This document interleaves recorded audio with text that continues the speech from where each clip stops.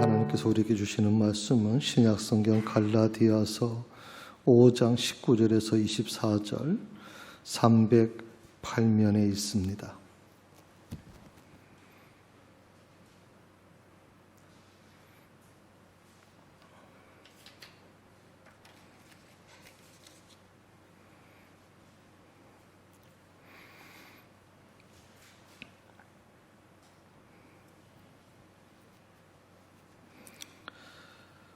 말씀을 다 찾으셨으면 자리에 일어나셔서 말씀을 들으시기 바랍니다.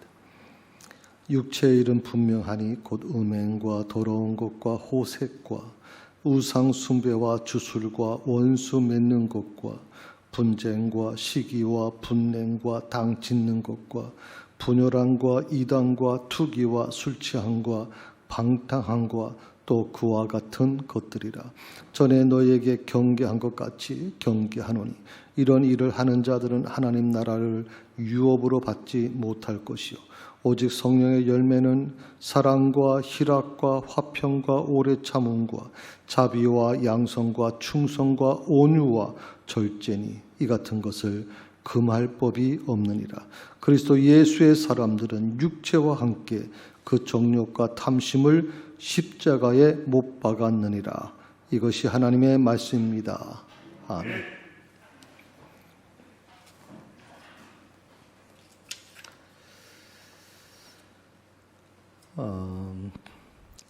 사실 세상의 눈에 보면 교회에 대해서 별로 이렇게 안 좋게 봅니다. 교회에 대해서 좋게 보는 걸 별로 보질 못하겠습니다.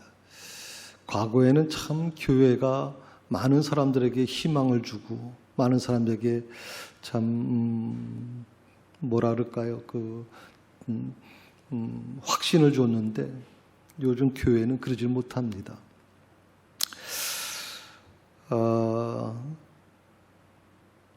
그 이유가 대체 뭘까 하는 것을 좀 한번 생각해 보려고 그러고요. 보통 이렇게 사람들이 얘기합니다.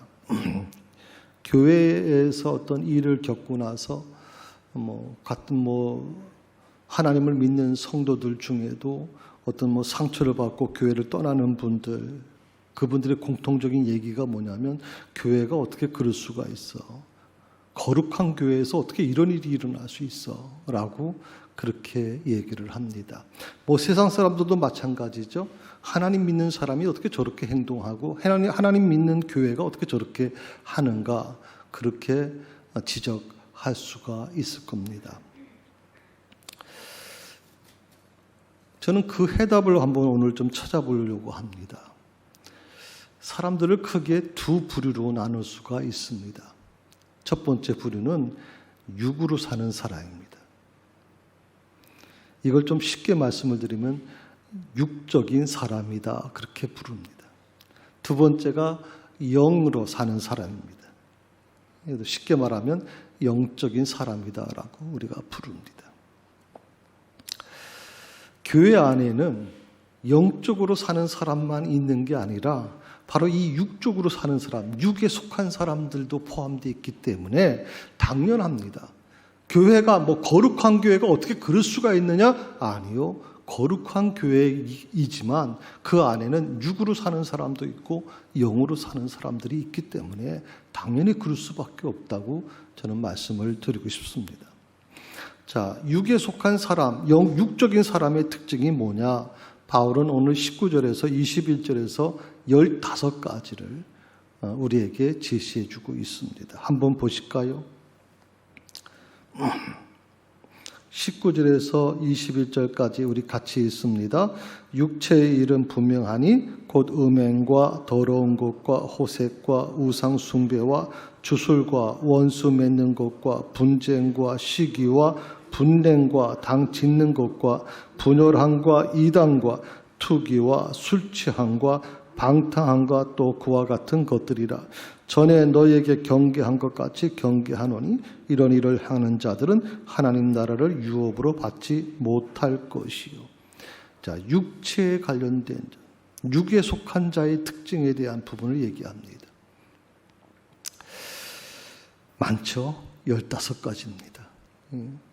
여기에 나는 전혀 속하지 않습니다. 나는 절대 여기 15가지에는 절대 속하지 않았습니다. 라고 얘기할 수 있는 사람이 과연 얼마나 될까요?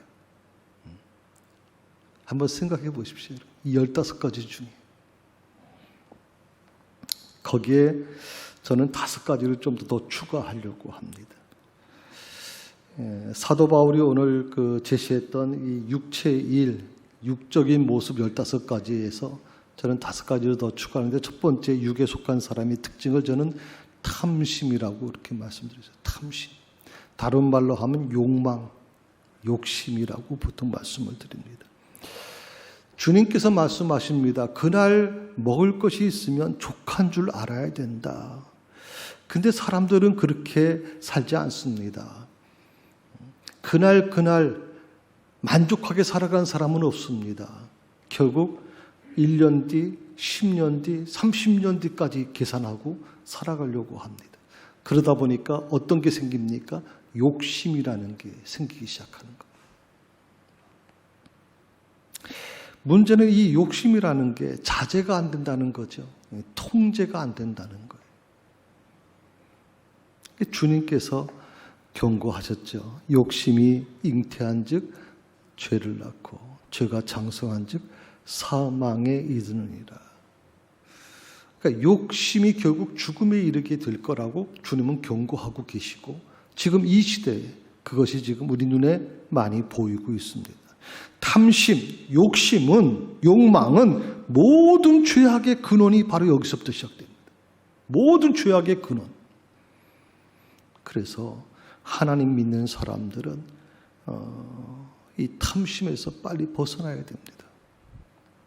두 번째로 육에 속한 사람의 특징이 있는데, 그게 뭐냐면 혈기라는 겁니다.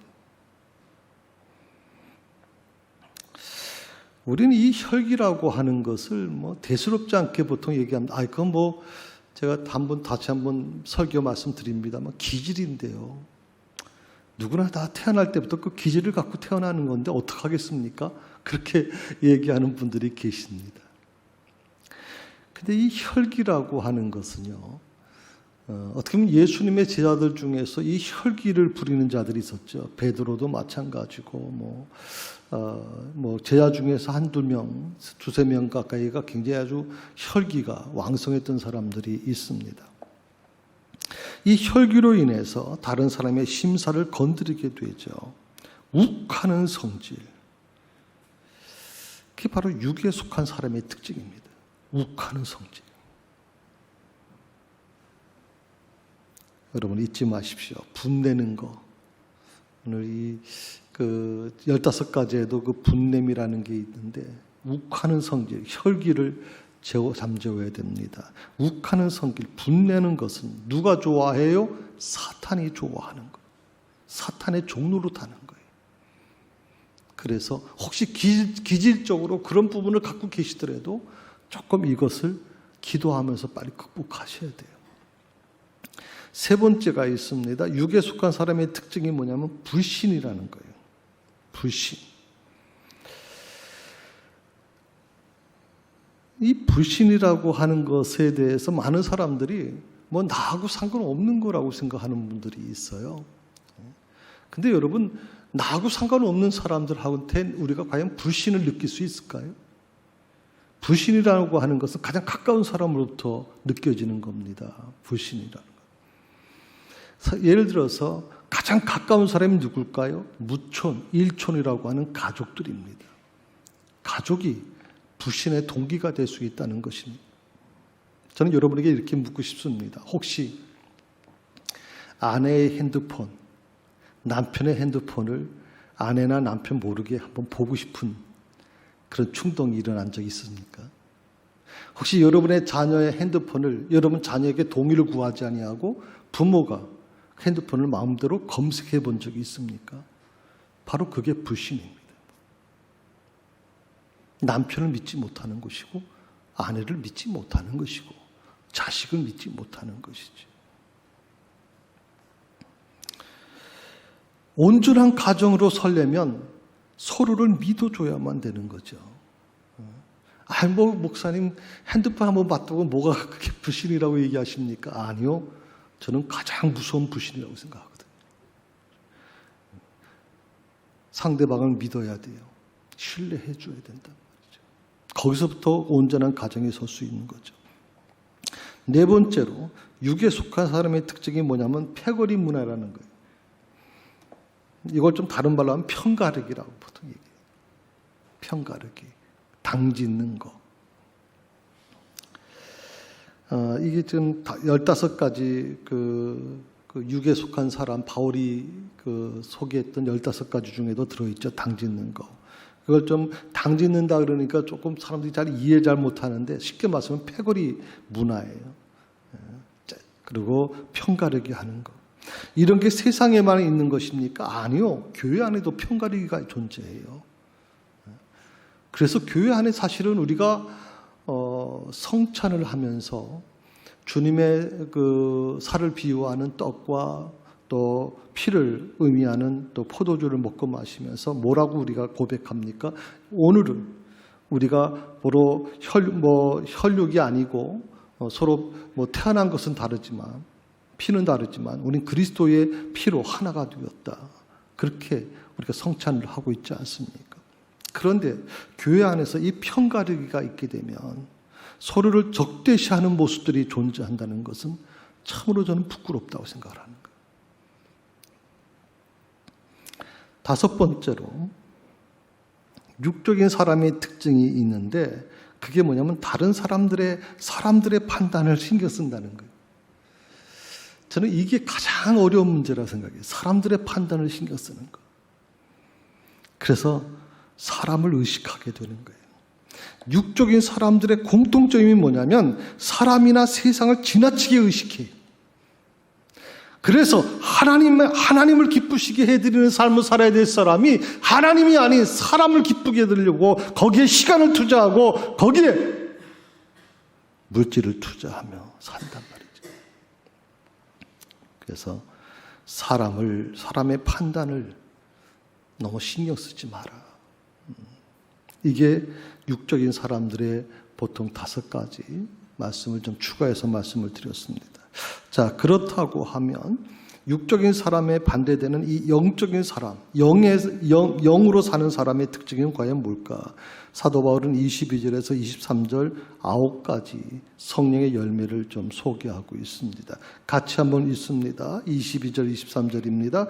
오직 성령의 열매는 사랑과 희락과 화평과 오래 참음과 자비와 양성과 충성과 온유와 절제니 이 같은 것을 금지할 법이 없느니라. 아멘.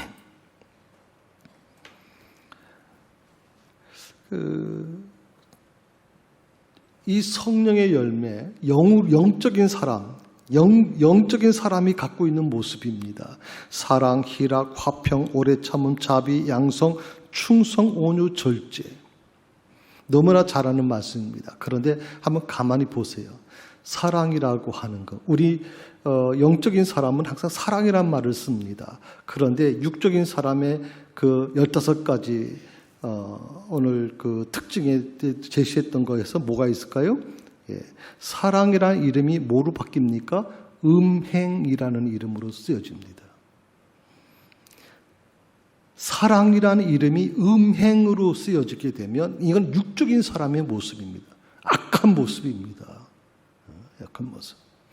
또 뭐 더러운 곳, 호색 다 마찬가지입니다. 사랑이라는 이름과 같은 의미가 있으면서도 가장 악한 모습이죠. 하나님을 믿는 사람, 영에 속한 사람들은 사랑이라고 하는 부분을 굉장히 중요시 여깁니다. 또 화평이라는 말이 있죠. 그것은 바로 우리 육에 속한 사람의 모습 중에 원수 맺는 것과 완전히 반대가 되는 거죠. 원수, 분쟁하는 것, 당짓는 것과 전혀 다른 겁니다. 그래서 하나님을 영적인 사람이 있는 곳에는 화평이 있게 됩니다.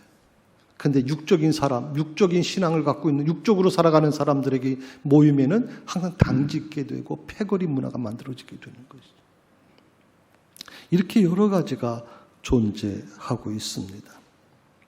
특히 특히 이 영적인 사람의 특징 중에 중요한 부분이 뭐냐면 다른 사람의 판단에 마음을 빼앗기지 않는다는 겁니다. 육적인 사람의 특징을 제가 말씀을 드리면서 다섯 번째 이렇게 말씀드렸다. 다른 사람들의 판단에 신경을 쓴다. 사람들의 말에 좌우지되고 사람을 의식한다 이 말이거든요. 신앙생활도 마찬가지입니다. 사람을 의식하는 신앙생활을 하게 되는 거죠. 그런데 영적인 사람은 사람의 판단에 마음을 뺏기질 않습니다. 그래서 오직 하나님만을 기뻐하시는 삶을 살게 되는 거예요. 사람을 기쁘게 하는 게 아니라 하나님을 기쁘시게 하는 삶을 살게 되는 거예요. 오늘 바울이 성령의 9가지 열매, 영적인 사람이 갖고 있는 9가지 열매에 대한 부분을 말씀해 주셨는데 마찬가지로 이 영에 속한 사람이 가지고 있는 이 3가지 전 추가적으로 좀 더 말씀을 드립니다. 첫 번째가 영에 속한 사람은 예배를 즐거워한다. 신령한 예배를 즐거워한다. 요즘 참 코로나로 인해서 참 모이기가 힘들고 예배드리기가 힘들죠.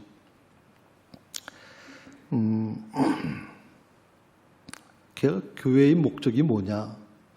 그렇게 물으면 사람마다 조금 다를 겁니다. 어떤 분은 뭐 선교가 목적이다. 어떤 분들은 뭐 전도가 목적이다. 어떤 분들은 구제가 목적이다. 어떤 분들은 봉사가 목적이다. 이렇게 얘기하는 분들이 계실 것 같아요. 그런데 저는 아니라고 생각해요. 교회의 목적은 딱 하나예요. 그게 뭐냐면 예배예요. 교회의 목적은 예배예요. 물론 선교도 구제도 다 중요해요. 전도도 중요해요. 그런데 정말 예배가 왜 중요하냐면 예배를 통해서 먼저 은혜를 받으셔야 돼요. 예배를 통해서 먼저 하나님과의 관계가 회복돼야 돼요.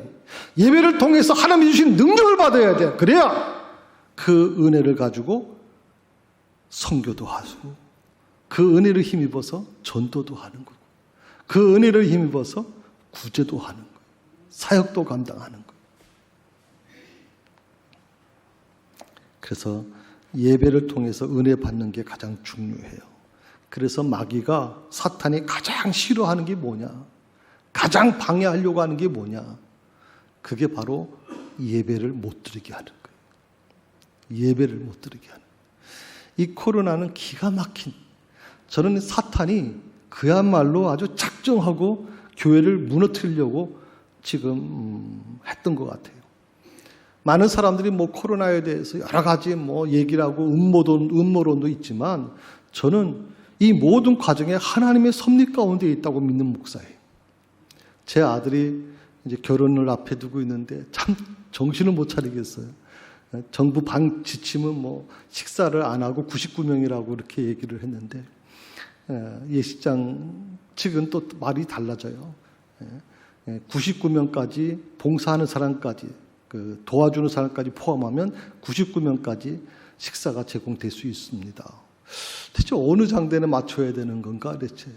뭐 또 선물도 마찬가지고 답례품도 마찬가지고 정말 혼돈돼서 어떻게 결혼 준비를 어떻게 해야 될지 모르겠다고 생각이 들 때가 있어요.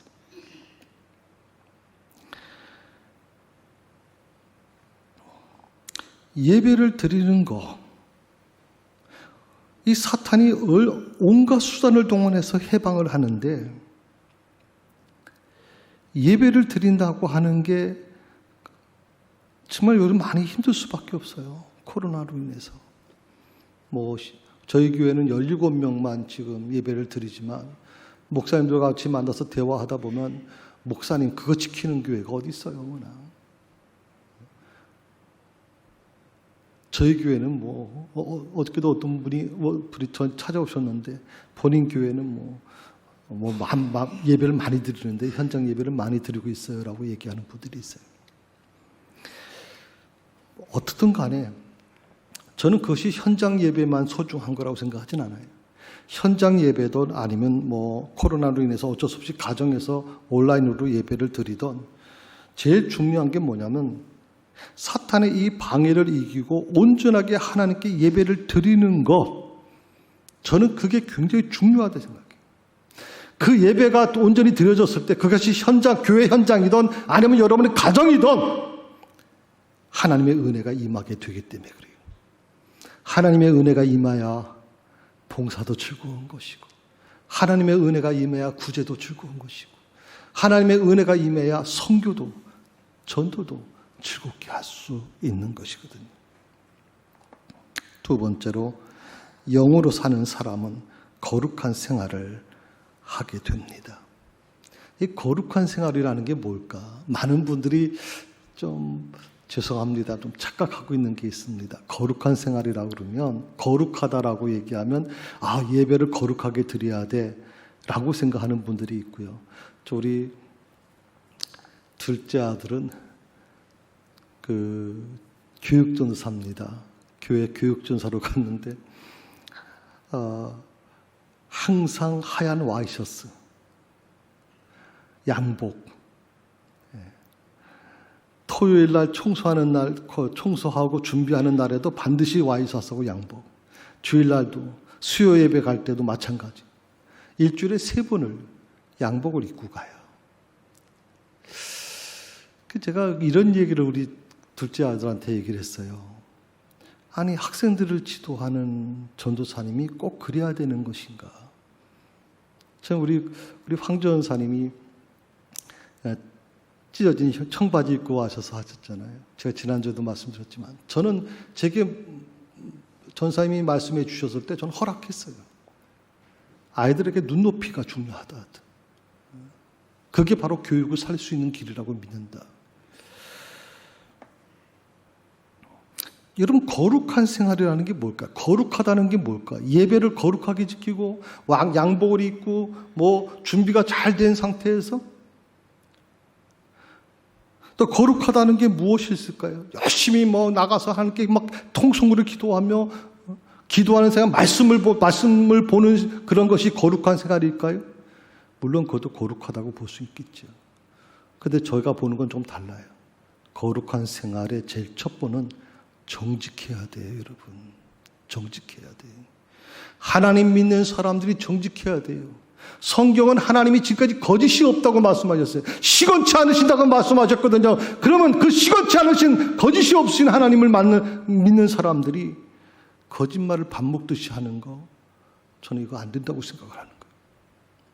거룩한 생활의 제일 첫 번째는 정직해야 돼요.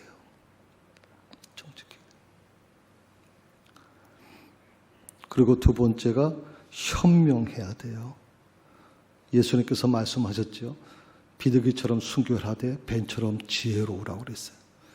요즘처럼 참 힘든 부분이 많이 있습니다. 어떻게 결정해야 될지 모를 수 있는 부분도 많습니다. 그때 현명해야 돼요. 정말 현명해야 돼요. 지혜를 구해야 돼요. 거룩한 생활의 세 번째는 충성하는 것이고, 그리고 네 번째는 사랑이 넘치는 거예요. 사랑이 넘치는, 아가페의 사랑으로 나누고 섬기는 모습들, 그 사랑이 바로 거룩한 생활이라고 생각을 합니다. 세 번째로, 영에 속한 사람은 즐거운 헌신을 하게 됩니다. 사랑을 베푸는 삶을 살게 되죠. 영에 속한 사람은요, 자기 자신만을 위해 기도하지 않습니다. 자기 자신만을 위해 살지 않습니다. 영에 속한 사람은 다른 사람을 위한 기도의 삶을 삽니다. 중보자가 된다는 것입니다. 적어도 영에 속한 사람은 그렇습니다. 내가 맛있는 음식을 먹을 수 있는데 다른 사람이 헐벗고 있다면 그 사람을 위해서 내 것을 나눠줄 수 있는 마음, 그게 즐거운 헌신, 영적인 사람의 모습이라고 생각을 하는 겁니다. 시간에는 크게 두 가지가 있습니다. 첫 번째는 카이로스라고 하는 시간입니다. 헬라어에 보면 카이로스라고 하는 말을 씁니다. 하나님의 시간, 영적인 시간, 하나님의 시간을 얘기합니다. 이 카이로스 시간은요, 카이로스의 시간 개념은 세상 사람들은 알지 못합니다. 세상 사람들이 알고 있는 시간은 크로노스의 시간입니다. 일반적인 시간. 때가 되면 배고프고 때가 되면 밤이 되어 찾아오는 그런 일반적인 시간을 크로노스라고 얘기를 합니다. 그런데 중요한 게 뭐냐면 이 카이로스의 시간에서는 하나님의 심판만이 존재하거든요.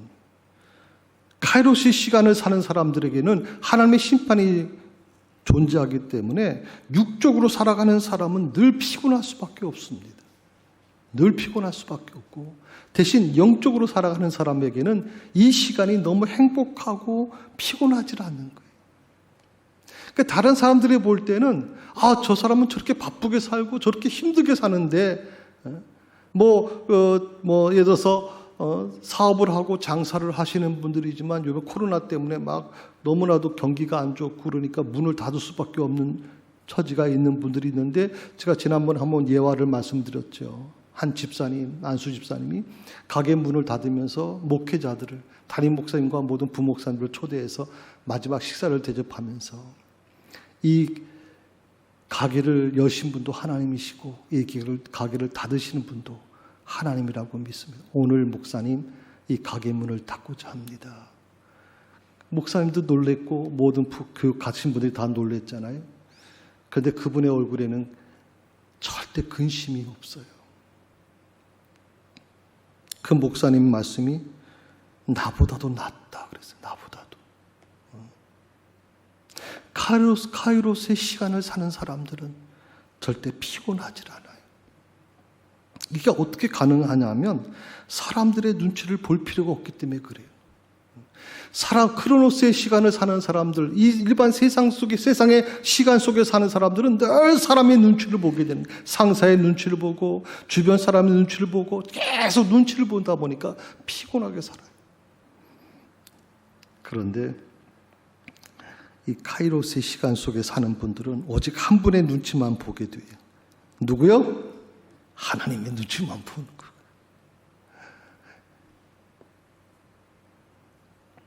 그래서 목회자는 사람 보고 목회하면 안 돼요. 사람 보고 목회하면 안 돼요. 목회자는 육적으로 목회하면 안 돼요. 사람들의 비율을 맞추게 되면 오직 스트레스만 더 커지기 때문에 그렇습니다.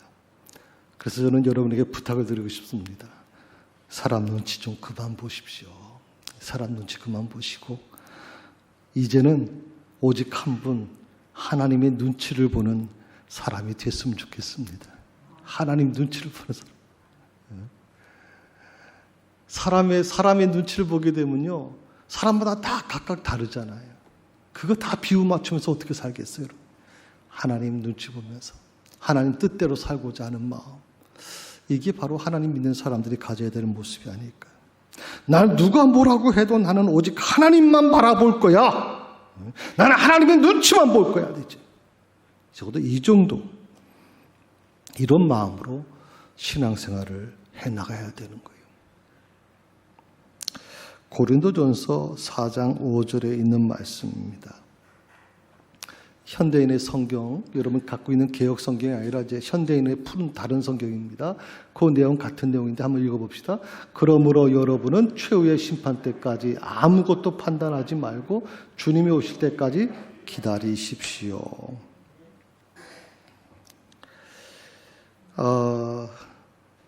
때라고 하는 말씀을 했거든요. 언제까지?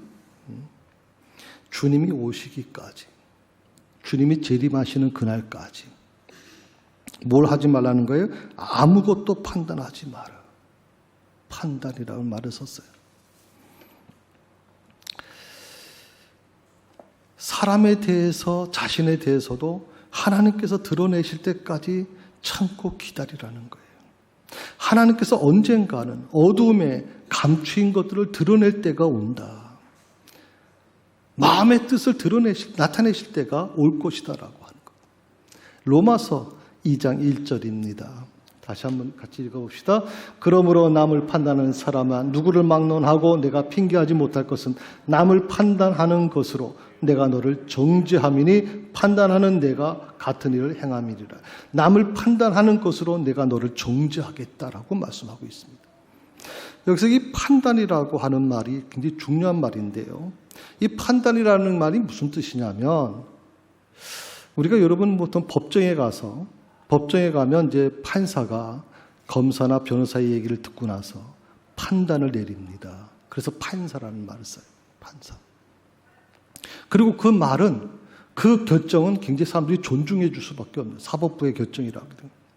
자, 이 판단이라고 하는 것은 어떻게 보면 굉장히 중요한 부분인데, 왜 하나님께서 오늘 이 남을 판단하는 그것을 만다가 내가 만약 남을 판단한다면 내가 너를 정죄하겠다고까지 말씀하신 이유가 뭐냐? 그 판단이라는 게 뭐예요? 심판이라는 게 뭐예요? 그것은 오직 누구만이 할 수 있는 거예요? 강동학자 누구만이? 하나님만이 할 수 있는 것 말이에요. 하나님만이. 그런데 내가 남을 판단함으로 인해서 어떻게 해요? 내가 하나님이 되는 거예요. 내가 하나님의 자리를 꿰차는 거예요. 하나님은 그걸 용서하지 않아요. 여러분 십계명에 바로 그것이 나왔죠. 나 외에 다른 신을 두지 말라. 자, 무슨 신상이 되어 있는 곳에 가서 절한다고 그게 우상 숭배가 아니에요, 여러분. 하나님만이 할 수 있는 이 판단을 내가 남을 판단함으로 인해서 하나님 자리에 내가 올라가려고 하는 모습들. 그래서 성경은 얘기합니다. 판단을 하나님께 맡겨라. 사람의 뜻이면 무너질 것이고 하나님의 뜻이면 세워질 것이다. 하나님의 뜻이면 무너질 거예요. 그것이 하나님의 뜻이라면 세워질 것이고. 그래서 은혜 체험한 사람들은 남을 판단하지 않아요. 판단하는 자리에 서질 않아요, 여러분.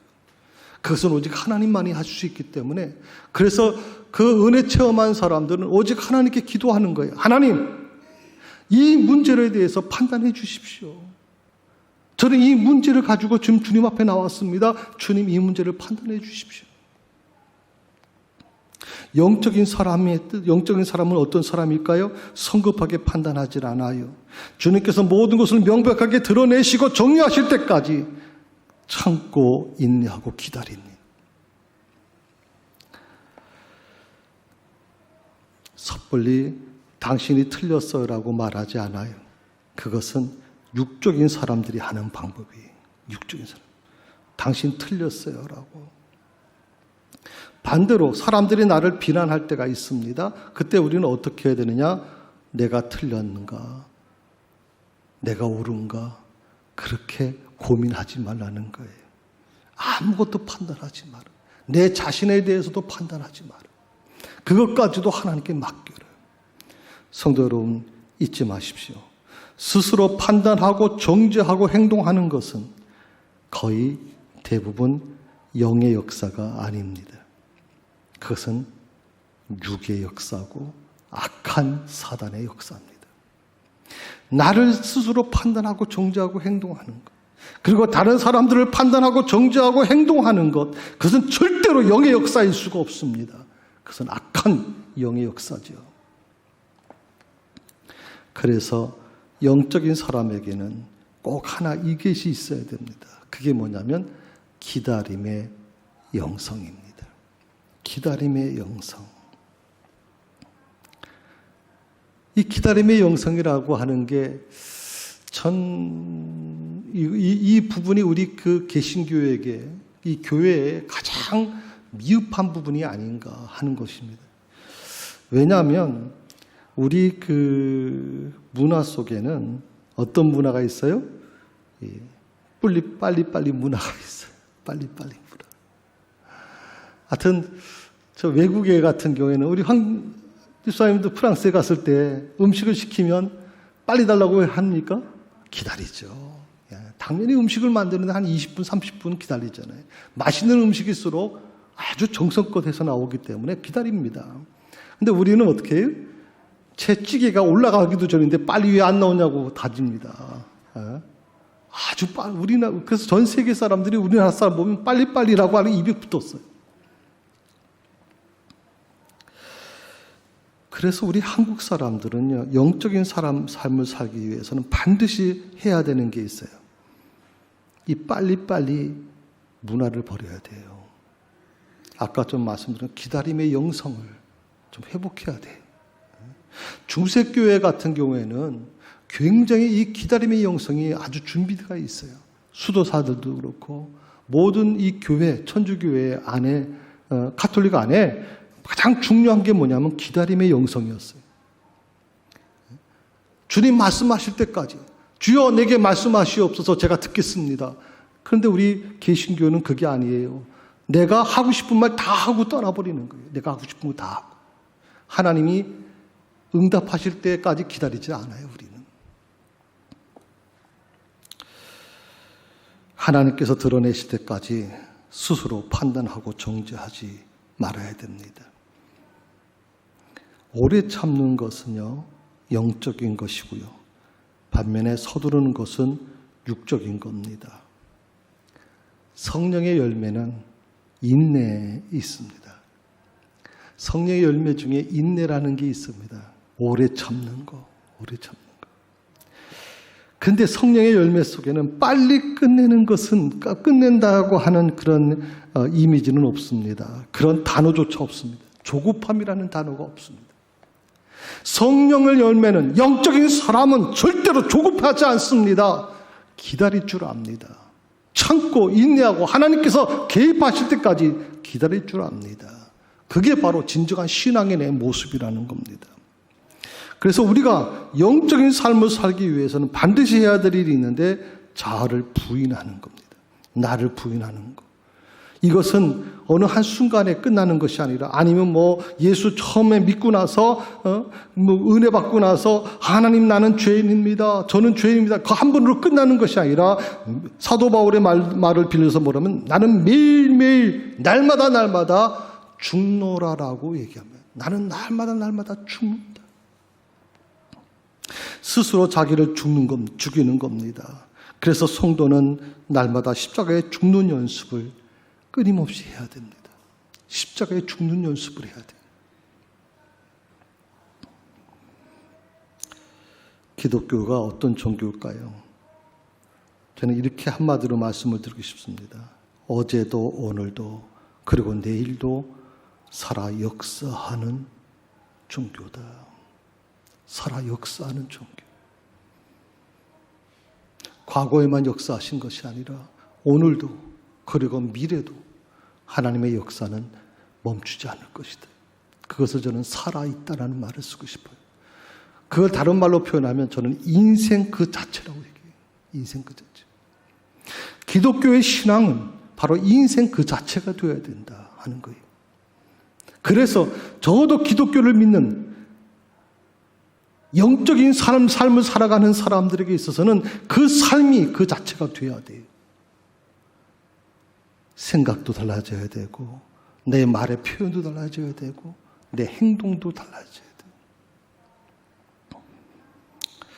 기도하는 중에, 설교를 듣는 중에 임하시는 성령님을 간절히 소망하는 우리 새사랑교회 모든 성도들이 될 수 있기를 주의 이름으로 축원합니다.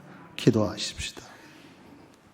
주님, 한 주간 살면서 제가 다른 사람을 정죄하지 않게 하시고 저 스스로도 함부로 판단하지 않게 하시옵소서. 오직 하나님만 바라보게 하시고 어떻게 하면 하나님 아버지를 기쁘시게 해드릴지 생각하며 살아가게 하여 주시옵소서. 예수님의 이름으로 기도드립니다.